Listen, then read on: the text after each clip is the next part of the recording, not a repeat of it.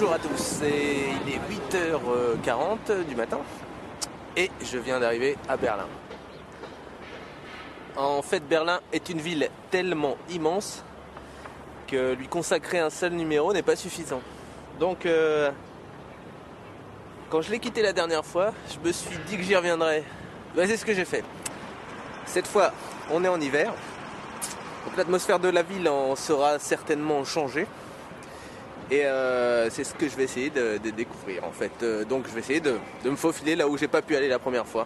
Là où j'ai pas eu le temps d'aller la première fois. Donc c'est parti.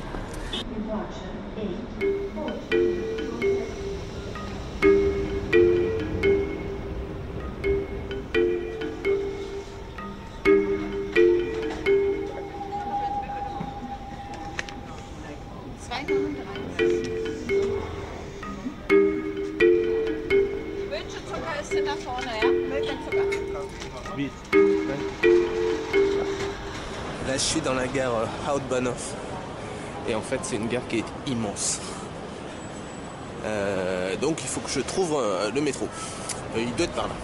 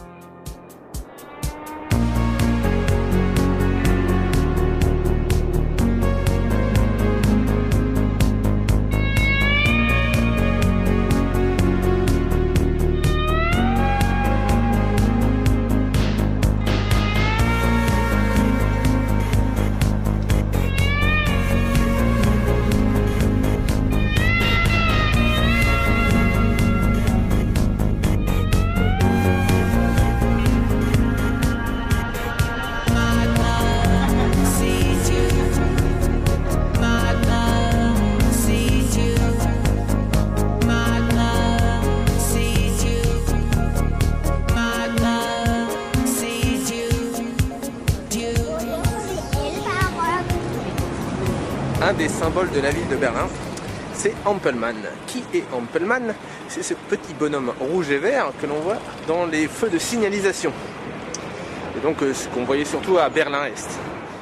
On peut trouver ce symbole sur beaucoup d'objets, notamment des t-shirts. Et il y a un magasin pas loin que j'ai envie de visiter et de vous faire découvrir aussi.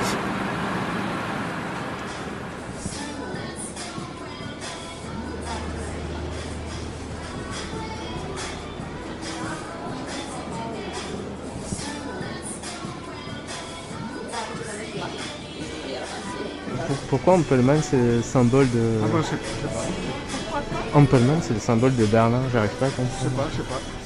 Je me posais la question aussi. Parce que je me disais comment ça se fait qu'on en voit partout à Berlin. Il y a à l'instant, je sais pas. C'est le bonhomme avec le chapeau, moi j'ai toujours vu aussi, Ouais. mais...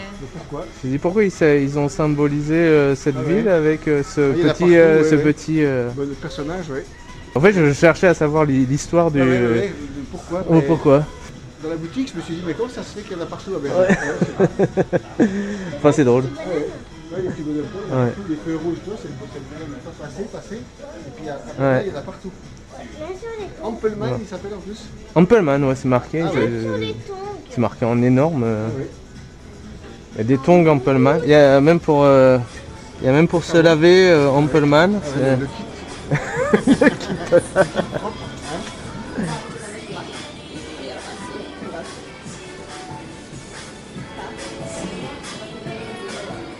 I would like to know why Ampelmann is the symbol of the city. It's from the East Berlin side. Ah. Germany was separated. It's just Okay. the traffic light. Ah, It's just the reason. Yeah. Yeah. There is not other big stories or no. No. No. Not for my taste. No. It's just okay. Just Okay. East Berlin. It's Berlin. Okay. So this is the story. The story. Oh yes, thank you. You can read it.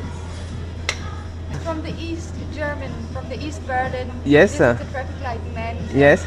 It survives. But it's like a logo of the city. Yeah, so we have in Korea and Japan, they have own shops with their own collection of Ampelmann. Yes, sir. We work together with them, yeah. Yes. Wow. Very nice. Very famous. Yeah. So it's a large cup for a short. Oh. You can I have a little water? More? Yeah. More water? Yes. Outre le fait que ce soit un joli logo pour illustrer la ville, Ampelmann n'a pas plus d'explications historiques que ça. C'est un héritage de Berlin-Est, de l'Allemagne de l'Est.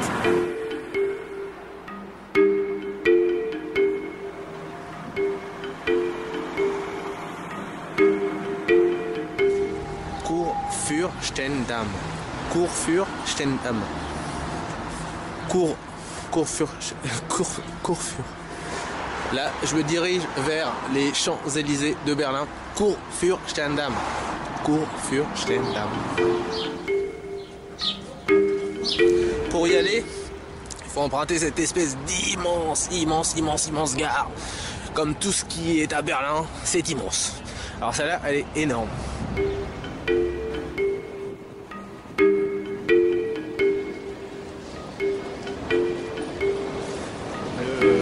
Le gros problème, c'est que j'arrive pas à savoir où je peux dégoter un petit ticket. Parce qu'il y a des tickets pour les trains. Je pense pas que ce soit les bons. Et en fait, je voudrais juste un ticket pour la journée sur Berlin. Et je suis un peu perdu. Je vois pas de borne.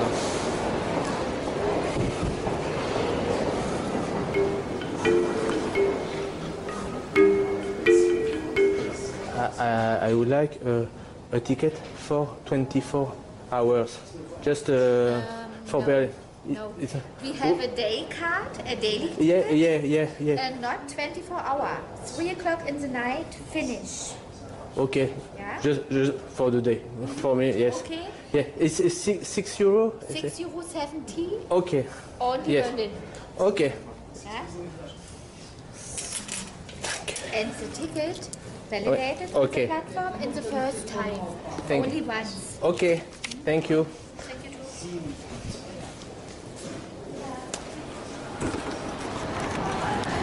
Maintenant, il faut juste que je trouve la bonne voie pour ça se remet en ordre.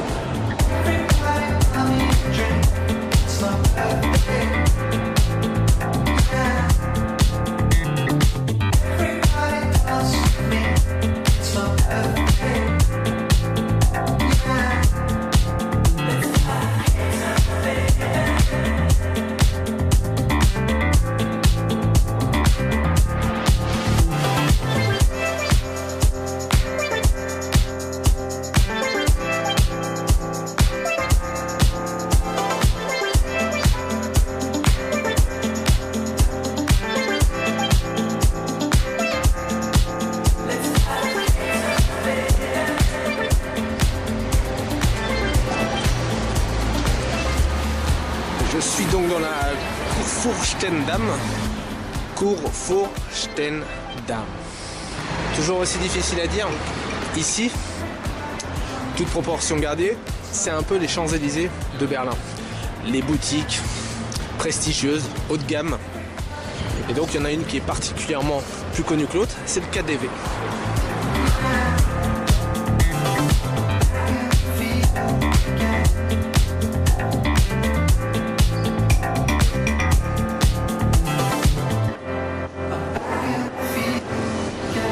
J'ai comme l'impression d'être un peu au printemps à Paris. Comme au printemps, il y a une terrasse. Donc je vais essayer de monter à la terrasse pour avoir une belle vue.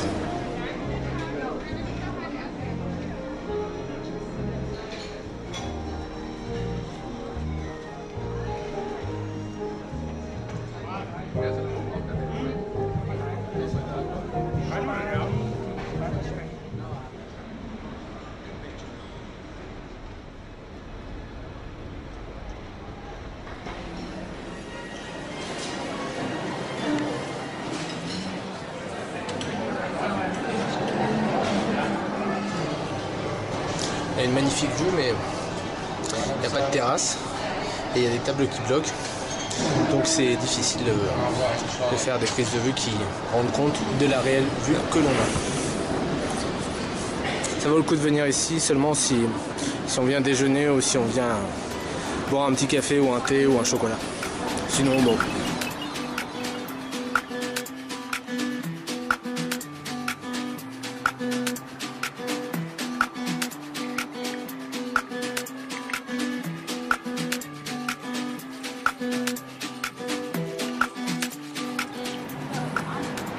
À Berlin, on met la pub en boîte. Voilà. Espèce de petit cube. On peut voir à l'intérieur les produits qu'on peut acheter. C'est de la publicité. Voilà.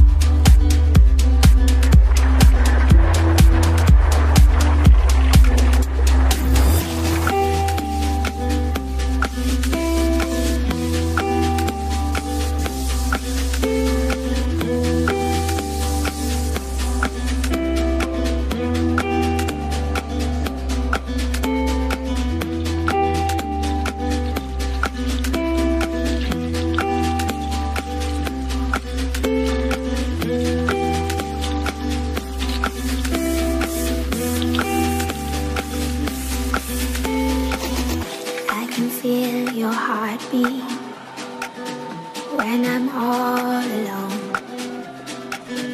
I can feel your heartbeat like it's my own. I can hear your music from a million miles away. The angels got it right when they made you the way they made you. Sometimes I wonder if you're made from bones and skin, or are you something for me? En fait, pour se rendre à la porte de Brandebourg de la gare à Haute-Bahnhof, il suffit de prendre U55. C'est un métro qui y va directement.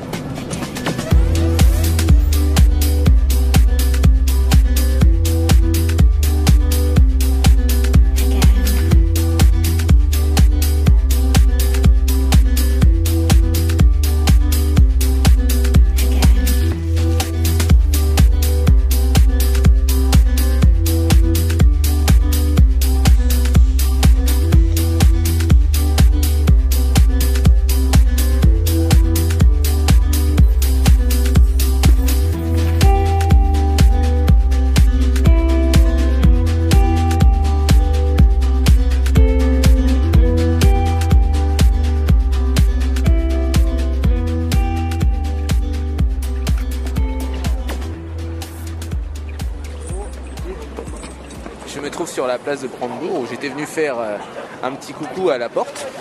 Et en fait, je tombe sur quoi? Sur une manifestation contre les événements qui se sont passés en Ukraine récemment. Les répressions contre les oppositions au régime de Yanukovych. Donc je vais juste aller voir ce qui se passe. C'est Amnesty International qui fait une petite collecte de signatures. Je vais aller voir exactement de quoi il retourne.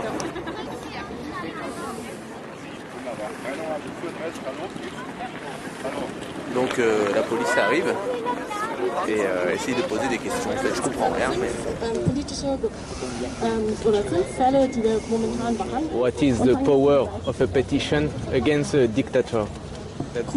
these guys who did it und schildert, dass am Rande der Demonstration gestanden ist und das Geschehen mit seiner Handykamera gefilmt hat, gezwungen wurde, zusammen mit weiteren ins Büro It's not gonna be like we send it there and they change everything, but sometimes it actually has an effect which is great. Like I think 30% of amnesty petitions have a direct effect, which doesn't mean that people get out of prison, but sometimes just their conditions in prison get better or something. So it does have some direct effect as well, but it's more just to make, you know, dictators and people aware that the world is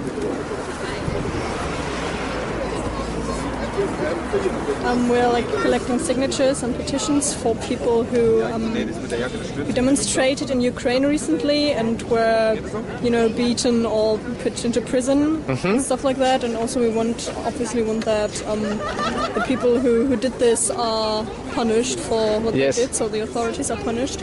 And if you want to, you can give your signature and then it's going to be sent to Ukraine to petition for that. Yes, Yeah? I can. This is for three people, 2 men and a woman. They were also beaten because they protested. But where is Yanukovych? We don't know. We don't know. Everybody wants to know. In Russia, maybe? Probably. Already? Yeah, it's very likely. Okay, good luck. Yeah, thanks. Bye. Je sais pas si ça a une quelconque portée. En tout cas, j'ai apporté ma petite contribution en apposant ma signature sur la pétition que m'a soumis Amnesty International. Donc pour punir en fait les auteurs des répressions en Ukraine qui ont eu lieu récemment.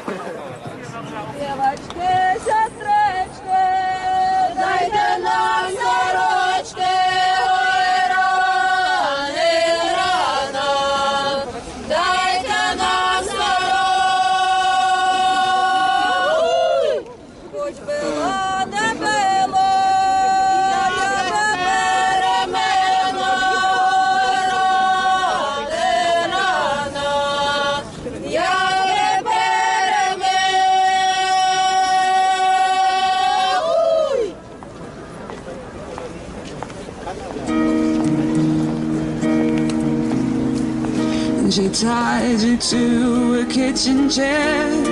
She broke your throat and she cut your hair. And from your lips she drew the hallelujah.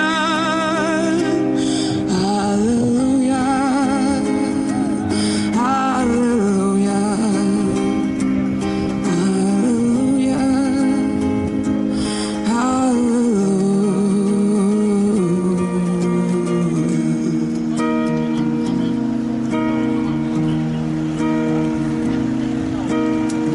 Baby, I've been here before. I've seen this room and I've walked this floor. You know, I used to live alone before I knew you.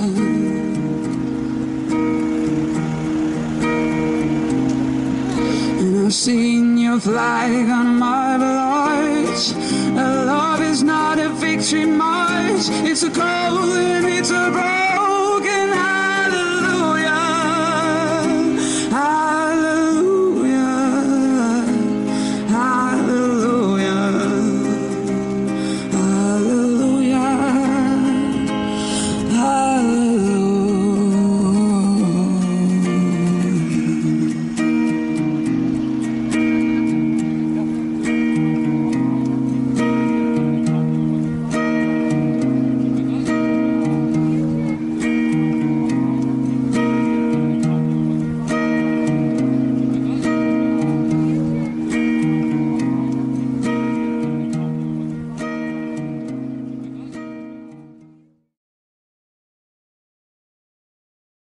C'est quoi les friches industrielles? Ce sont des bâtiments qui ont été abandonnés, faute de moyens, faute d'utilisation, qui ont été récupérés d'une façon ou d'une autre, en atelier d'artistes, en parc, etc. Cet aspect-là de Berlin fait partie de son identité, et c'est vraiment ce que j'ai envie de fixer sur la pellicule. Il n'y a plus de pellicule, enfin, il n'y a plus beaucoup.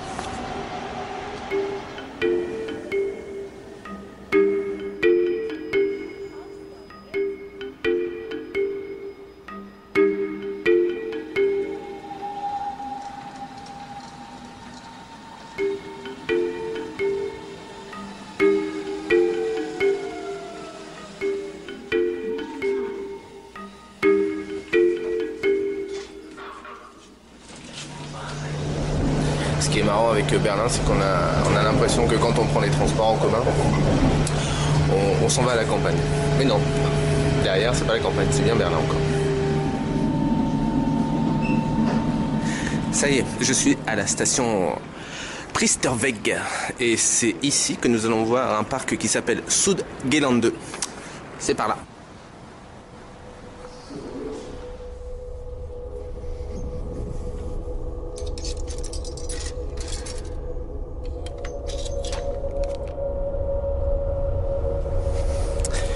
C'est silencieux à souhait.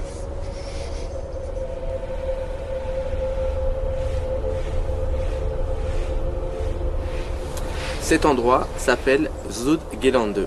Südgelände, qu'est-ce que c'est? En fait, Südgelände était une ancienne gare ferroviaire qui a été totalement abandonnée et qui, il y a une quinzaine d'années, a été réhabilitée. Tous les objets usuels de l'environnement ferroviaire ont été, comme beaucoup de fois à Berlin, détournés de façon artistique et on y trouve une atmosphère de musée, d'exposition.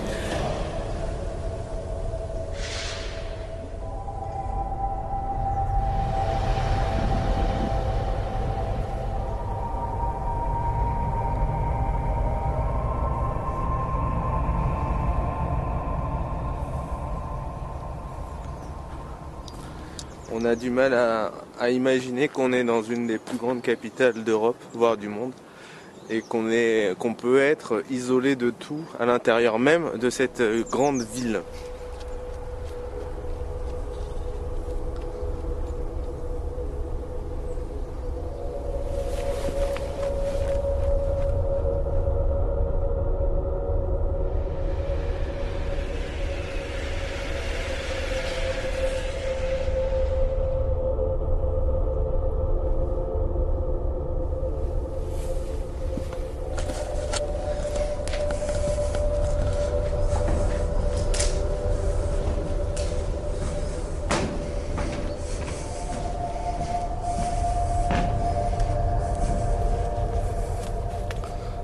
Alors là, si vous voulez tourner une ultime saison de The Walking Dead, eh ben, vous avez trouvé l'endroit parfait.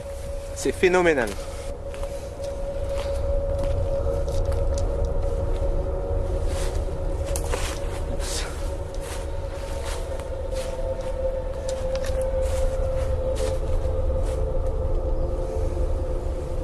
On est quand même dans un endroit assez particulier. Bon, il commence à se mettre à pleuvoir, en espérant que ce ne sont pas les retombées radioactives ou des pluies acides, etc.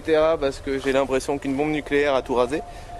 Et on va aller quand même continuer ce parcours du Berlin Underground parce que c'est très particulier, étrange, unique.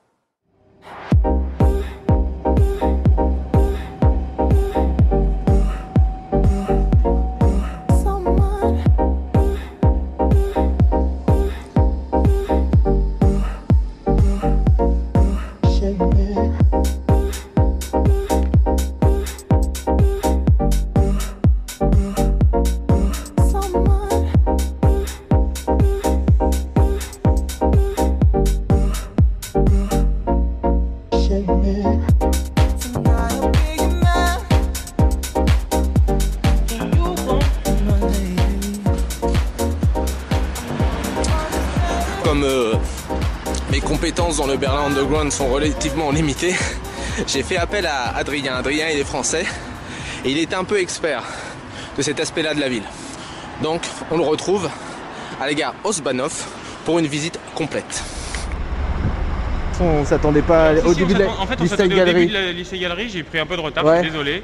Je suis arrivé aussi vite que j'ai pu, je suis arrivé à 5-7 quoi, et donc voilà, on a attendu. Alors, et bien évidemment, j'avais pas de crédit, du coup forcément. on va rentrer dans ce qui s'appelle le YAM, le bâtiment. Et le jeu concours, ça va être trouver l'ambiance de ce lieu, quelle ambiance musicale et sociale il y a dedans. Et puis on va aller voir pourquoi le mur d'après il y a écrit le YAM doit survivre, en quoi il doit survivre et où ça en est aujourd'hui. direction. Voilà. Les rives de la Spree, ce fleuve qui traverse Berlin, sont parsemées de friches industrielles que se sont appropriées diverses populations issues de la contre-culture de la ville. Cette partie de l'identité de Berlin est aujourd'hui remise en cause par un projet économique de bétonnage massif des rives. C'est le projet Mediaspree qui entend bien reprendre le contrôle de ces lieux autrefois oubliés des pouvoirs publics. Alors, le YAM. Donc l'ambiance, tu l'as trouvé. Jamaïcain, reggae. L'acronyme de ces 4 lettres, Youth African Art Market, le jeune marché africain d'art. Et en fait, on est dans un lieu qui a une double histoire ici. La première, ce sont les murs. Et la deuxième, c'est l'histoire du YAM, de l'association qui n'est pas née en 2003 quand elle est venue ici, mais qui a déjà une histoire ancienne. Association composée principalement d'Africains ou d'Antillais. Qui squattaient plus ou moins légalement des locaux ou des lieux au bord de la Spree. À chaque fois, ils occupaient un lieu, ils étaient chassés au bout de quelques mois, de quelques années, et finalement en 2003, ils sont arrivés ici. Voilà, un peu ce contexte-là en 2011-2010, quand les gens déjà ils savent qu'ils doivent partir. Et aussi, on a un accord qui va être trouvé un peu avec la ville et avec les propriétaires, c'est le YAM partira, d'accord. Bon, vous faites ce que vous voulez, un Micheland ici, c'est pas un problème. Juste, il nous faut un autre terrain avant de partir. Qui a gagné dans le combat avec le YAM doit partir, le YAM doit rester? En fait, les deux à la fois. La première raison, les propriétaires, parce qu'en fait le YAM va partir, c'est sûr, c'est une certitude aujourd'hui. C'est acté. C'est acté, et encore là j'ai redemandé il y a quelques jours, ils m'ont dit avril 2014. Donc c'est dans très peu de temps. C'est la première et dernière fois voilà. C'est ça.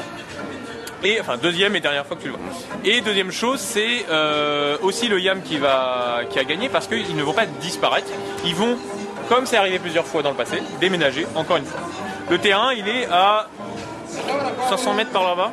Donc il reste un petit peu dans la continuité. Dans le coin, toujours au bord de l'eau, on va aller le voir. Juste le contexte, le terrain va être vraiment différent. Donc on le voit un peu ici, la partie en briques et peinte. On va aller voir la partie plage, sous la pluie, mais on va aller voir quand même. Donc j'étais venu au YAM. J'étais venu donc au YAM, et en fait maintenant j'ai à peu près, je sais pourquoi c'est un lieu qui compte, et c'est dommage qu'il ne continue pas. Furale, c'est le nom d'une association, les Rives de la Spree pour tous, qui a pour mission de faire en sorte que le bateau Mediaspree coule, et donc que les projets de Mediaspree s'arrêtent.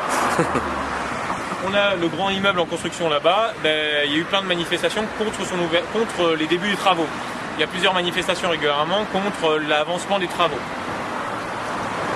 Donc en fait on se rend compte que petit à petit le Berlin Underground risque de céder la place à des projets plus économiques et qui risquent de vider un petit peu l'âme de la ville.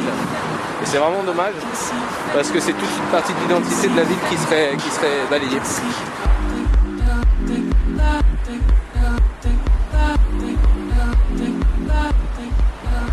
Alors, terrain vague. Et donc on a un morceau du mur. Donc les bâtiments qui étaient murés, donc, le mur de Berlin en 3 dimensions, et là le mur de Berlin plus en 2 dimensions, avec ce mur intérieur classique. Ce lieu là il va bientôt changer, une certitude. Du coup il commence à couper les trucs les uns après les autres. Alors, petit indice, regarde le nom qui s'appelle Magdalena. Regarde Magdalena, elle tient quoi dans ses mains? Elle tient pas l'enfant Jésus. Une platine vinyle. Une platine vinyle, donc c'est un club. C'est un club. Le Magdalena. Sauf qu'à l'époque, ça s'appelait Maria von Osbanow. Le club Maria von Osbanow, c'est un des clubs mythiques de Berlin, puisqu'il date de la chute du mur. On est toujours à Berlin-Est. Ouais. Et donc, ils ont occupé le lieu, ils l'ont transformé en club, 2-3 salles. Et donc, des grands noms de la musique électro venaient jouer ici, comme le Bar 25 plus loin, le Berghain, enfin voilà. Quel type de musique il passe dans ce club en fait? On est à Berlin, électro, techno, ouais. Il y a 2-3 salles, du coup il y a une salle un peu plus dansante, on va dire sur l'électro, et il y en a une ça va être la grosse électro hardcore. Ouais. Aber ich wird nur die Abend. Diese Abend ist ja. Ah, okay. Um hier zu gucken oder so. Wir kommen aus Frankfurt. Ja, wir arbeiten hier. Wir arbeiten hier. Wir wohnen hier. Hier? Aber der kommt hier in Berlin. Das wird mehr okay. Nicht und wir erklären, dass es was, weil der sieht nicht wirklich aus wie ein Probe, wir erklären das. Ja, aber Nee, in Berlin sieht aus wie ein Club. Nee, aber das ist gut eigentlich. Il veut venir. Peut-être qu'il veut dire. C'est un lieu prisé par les DJ? Non, c'est pas... Quand c'était le Mariam Osman, c'était vraiment emblématique de Berlin. Aujourd'hui, c'est plutôt un petit club berlinois. On va dire. Aujourd'hui, on va penser au Suicide Circus, au Berghem, au Sisyphos, c'est le club qui monte, au Trésor. Mais voilà, le Magdalena, c'est le petit club berlinois. Alors que le Berghem, moi, ils m'ont pas accepté. Berghem, c'est mythique. Ouais. Il rentrait qu'un dimanche soir à 20h. Qatar aussi, j'ai jamais pu rentrer. Vous êtes étrangers, vous vivez ici, mais vous n'êtes pas des touristes. On aura la même difficulté qu'un. Je pense qu'on représente trop cette génération EasyJet comme ils s'appellent. On vient que le squatter les week-ends et ils supportent pas ça parce qu'on n'est pas des vrais Berlinois ou je sais pas quoi. Bon, même si moi, ça fait 4-5 ans que je vis ici. Ouais. Ça dépend en fait parce qu'après je connais tellement la communauté espagnole ici qui passe leur temps justement à faire que ces clubs-là. Ah ouais. Et puis ils me disent ah c'est la galère mais sinon maintenant je connais toujours quelqu'un qui. Ils se sont fait leur place en fait et derrière ils sont dans la liste. C'est des fêtards. Les fêtards de Berlin c'est du jeudi au lundi. Donc tu dors jusqu'à 20h en gros, ou tu travailles plutôt mais tu te fais une petite sieste pour l'enfant parce que à minuit 1h il est tôt.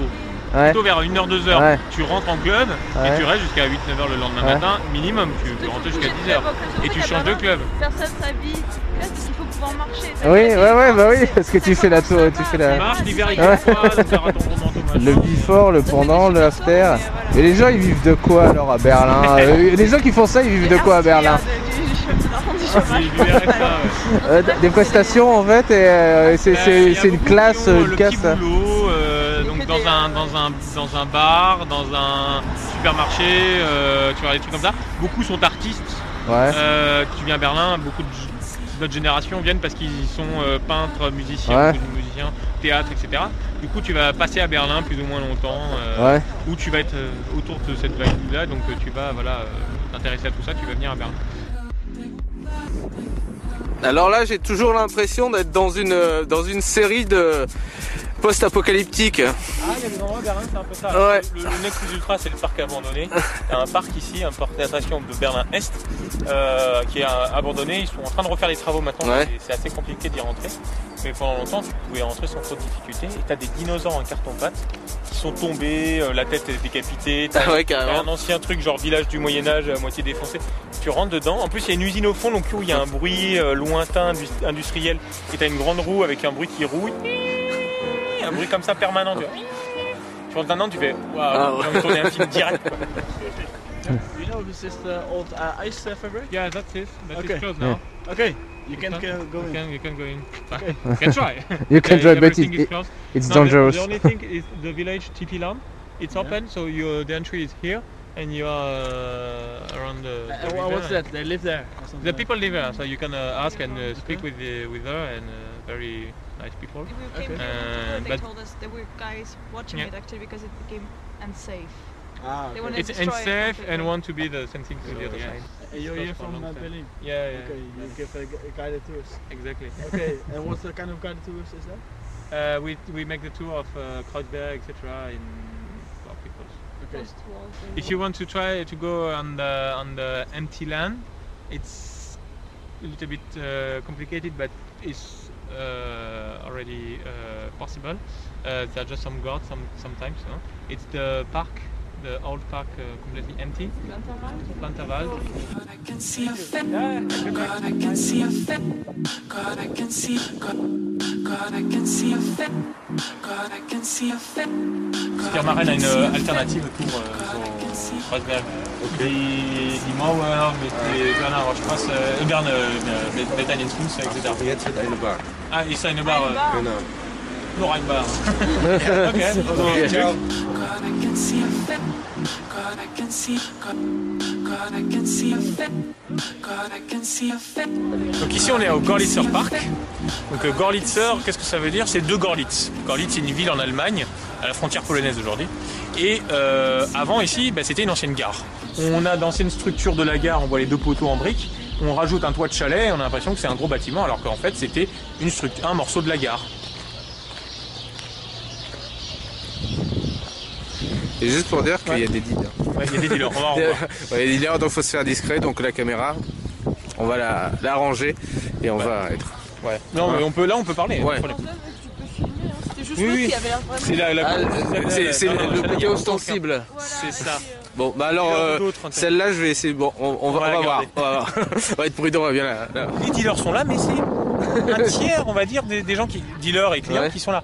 On a aussi des familles qui se posent ici, et on a des familles en poussette, turques ou non turques, on est dans ce quartier cosmopolite, qui viennent, qui vont se poser et qui vont profiter des agrès. Il y a énormément de choses pour les enfants. En fait, il y a une espèce de cohabitation entre toutes les populations et chacun fait sa vie. Chacun fait sa vie, n'emmerde pas les autres.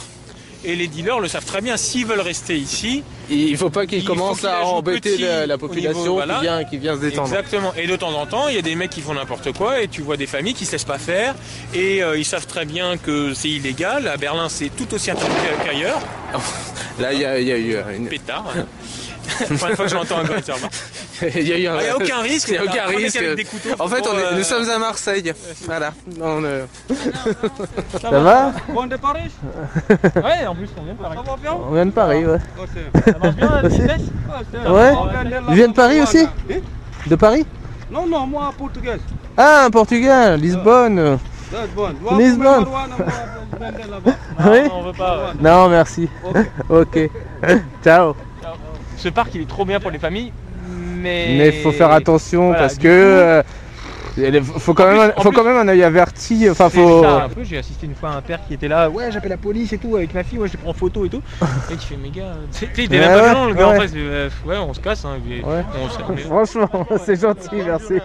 À chaque fois que je suis venue, c'est parce qu'il y avait des open air, c'est des musiques. C'est quoi des open air? En fait, il y a des ouais, une partie improvisée. Ils viennent et puis ils jouent dehors, ils mettent les masques dehors. Ils mettent un sound system et puis voilà, tout le monde est. Moi je connaissais que rempli de monde, il y a la musique, il y a tout le monde qui danse et puis à côté il y a les trucs qui font la barbecue, je sais pas quoi. Et c'est comme ça que je connaissais le Girly Pop, c'était juste un parc à fête. Pourquoi il y a des dealers? Pourquoi c'est toléré dans les parcs à Berlin? Il y a plein de raisons, plein de petites raisons à chaque fois. Le parc, il est sûr. En tout cas, il n'est pas dangereux. Il n'apporte pas de criminalité il y a pas de criminalité qui a apporté, de délinquance. Et pourquoi est-ce que les gars en sont conscients, etc. J'en sais un peu importe. À partir du moment où on sait que c'est canalisé dans des parcs, c'est facile à observer, c'est facile à fermer. Si un jour on en a marre, on doit faire du chiffre ou je sais pas quoi, tu as des polices un peu partout. Et voilà, le trafic.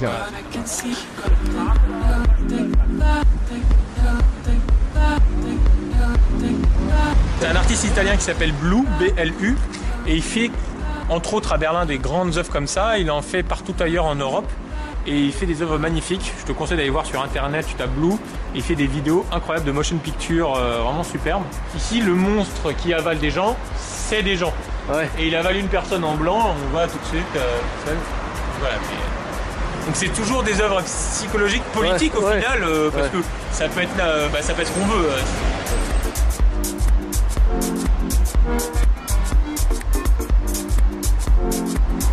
On a les 2 étages sombres, au-dessus c'est des bureaux, du coup la nuit c'est pas grave, s'ils font la fête et n'importe quoi.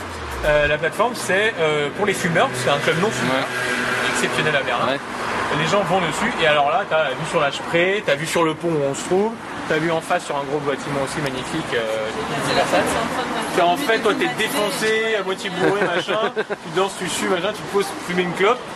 Moi je fume pas de clope, j'y vais quand même et je regardais le paysage, c'était splendide. Moi aussi c'était vraiment la belle vie, ça m'a...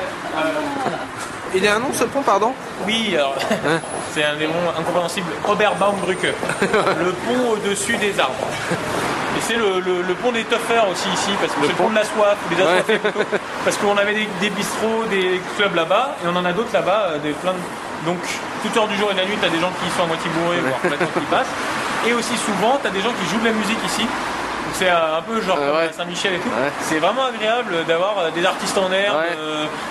Cet été, au mois de juillet, on avait 2 filles qui jouaient de la musique et il y avait écrit « On veut partir à Budapest ». Et donc elles faisaient l'argent pour payer leur voyage. Alors, ici, là, on est sur une des plus belles vues de Berlin pour moi parce que voilà, t'as le paysage urbain, un post-industriel, machin, des lumières en tout genre. Je trouve ça assez magnifique.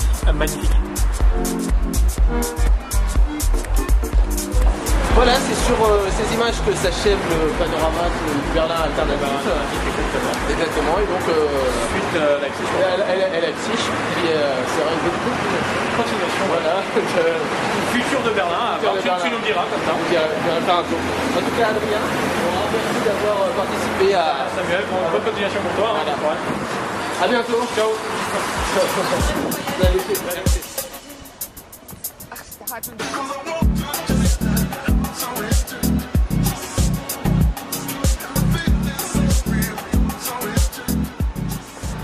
Là, je suis un peu pris dans les sorties du bureau pour rentrer, donc c'est un peu blindé. Il y a du monde. Enfin, blindé. Relatif, mais...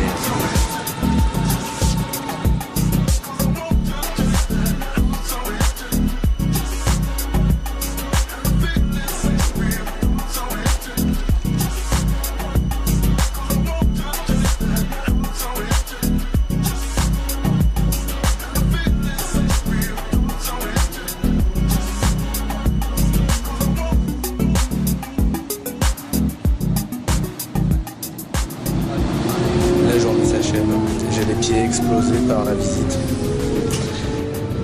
Mais ce fut très instructif. Ça m'a éclairé sur plein de points. Et j'espère que ça vous aura éclairé aussi. Donc...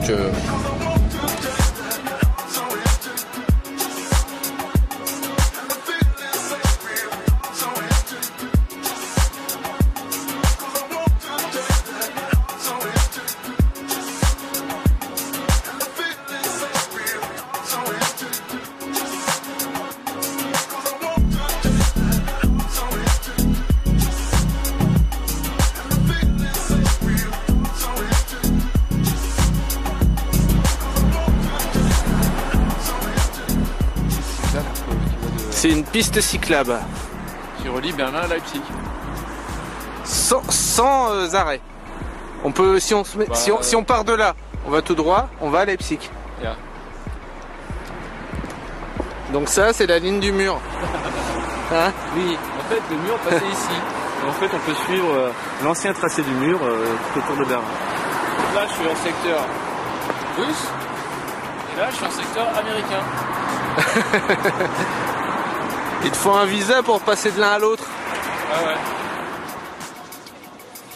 Nous sommes juste à côté du musée de la topographie La Terreur. Et il y a un bout du mur qui est conservé. Sur une petite centaine de mètres, 150 mètres. Il y a des trous dans le mur. On imagine que c'est des gens qui sont venus pouiller des petits blocs en estimant que ça pourrait avoir de la valeur. Et donc maintenant c'est protégé, on ne peut plus y accéder. En fait le mur de première génération c'était parfois que des barbelés ou alors des parpaings les uns sur les autres, mais c'était un truc hyper cerné. Ça c'est la deuxième version du mur.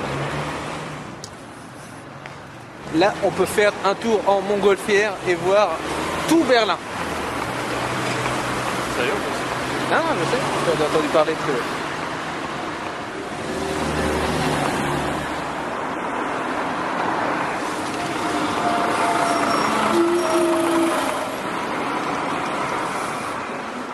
Nous continuons notre petite visite du secteur et nous arrivons à Checkpoint Charlie.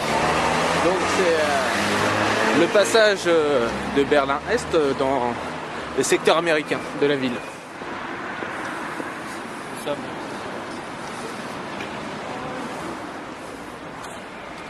Bon bah voilà, derrière moi se trouve Checkpoint Charlie, ce fameux passage entre Berlin-Est et Berlin-Ouest. Derrière moi le secteur américain, devant moi le secteur soviétique.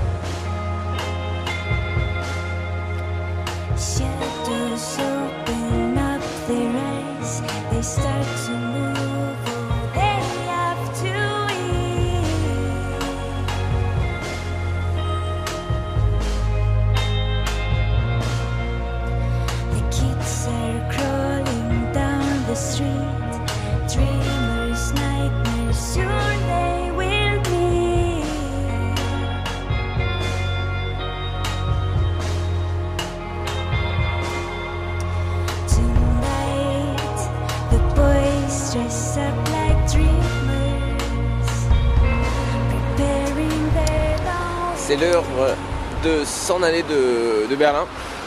Et je dois dire que pour un départ c'est plutôt triste parce que le temps est absolument En fait le temps est pas idéal pour se promener dans la rue. C'est très humide et en fait bah voilà. Pas un look très correct, pas très sérieux quoi de finir un film sur une telle ville avec une telle tête. Ça se calme un petit peu. Donc alors que dire à part il faut aller voir ailleurs, ça vaut vraiment le coup. Plus particulièrement Berlin, une ville mille facettes et on n'a pas assez de 2 jours pour tout découvrir. Non, 2 jours, ça fait court. Donc est-ce que je vais y retourner? Sans doute, parce que il y a trop de choses à découvrir ici. Donc là, je suis au bord de la Spree, ce fleuve qui parcourt Berlin. Et je vous dis à bientôt, quelque part, ailleurs, je ne sais où, mais en tout cas dans un lieu où il faudra sans doute aller. Donc, ciao ciao.